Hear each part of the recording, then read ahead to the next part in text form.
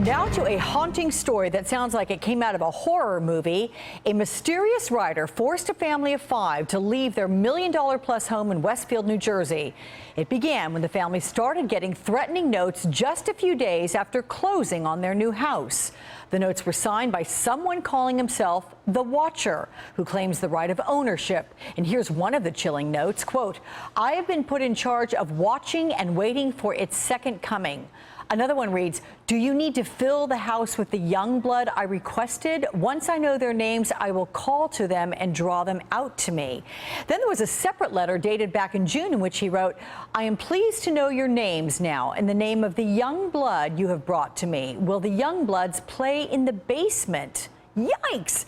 Fearing for their child's safety, the family left, and they're now suing the previous owners for, quote, "knowingly and willfully failing to disclose the home's history."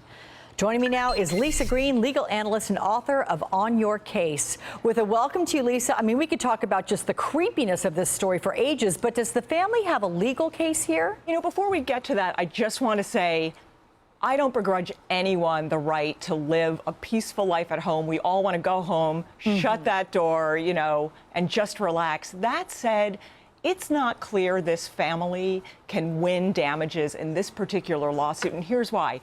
We come from a place where, in the beginning of house sales, it was caveat emptor. Remember that great Latin term, buyer beware? You could sell just about anything to anyone. It was up to them.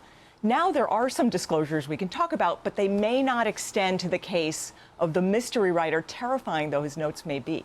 Okay, but there are at least 2 notes that the plaintiffs are using. They're trying to use these against the previous owners to prove they knew about the issue. The first note reads, "I have been put in charge of watching and waiting for its second coming." The second one, "This home has been the subject of my family for decades." And I just want to elaborate and say that apparently it was written that the grandfather of the Watcher was looking at this house in the 1920s and the father in the 1960s. So is this enough to prove their point? It's just super creepy, but being super creepy, frightening, unsettling doesn't mean that the sellers are the ones who are responsible for repairing this. Here's an analogy. There's actually something in the law called stigmatized houses. And stigmatized houses are ones that are haunted, ones where someone came to a bad end, perhaps a suicide. Generally speaking, the law in those instances is that the seller isn't obligated to tell you. If you ask, a buyer says, "By the way, anything bad happened in this house?"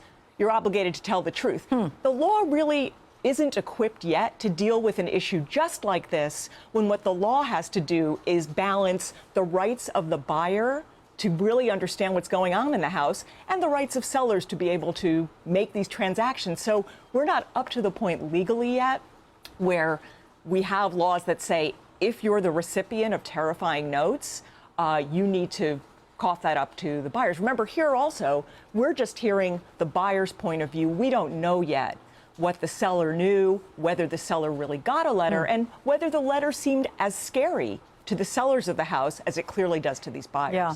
So they've been trying to sell the house. They're having trouble doing so because of the letters. So what happens here? Yeah, you know, one of the interesting things here is the legal strategy. Now, pretty much everyone on the globe knows that this particular house is subject to these threatening letters. That's got to be a real estate broker's nightmare.